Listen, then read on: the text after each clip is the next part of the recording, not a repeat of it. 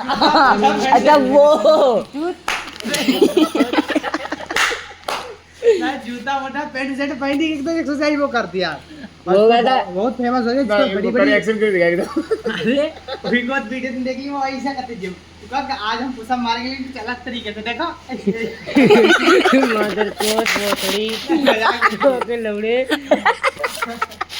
आओ जो ना अब जूता पहनी पैंट पहनी और शर्ट पहनी और कहीं अब हम चलेंगे और शर्ट वहीं से ले देगी शर्ट तुम्हारी अम्मा कंडम नहीं पहनती बहुत तरीके आओ भैया बड़ी बड़ी जिम का प्रमोशन करने के लिए हाँ बुलाए यार शुभम हाँ शुभम हाँ तुम घोसले शुभम शुभम तुम्हें कुछ पता ना है शुभम घोसले ना मेरे को अरे हमारा अब्बा लगा तुमको पूरे अब्बा लगे तुम्हारे तो नहीं तुम उसको इनकी तरह बता रहे हो हाँ ना ये हाँ इन्हें देख के वैसे फील हुआ ए क्या कर रहे वीडियो बने ए बहुत सारी वीडियो बने यार मैंने बढ़िया किया कोई दिक्कत नहीं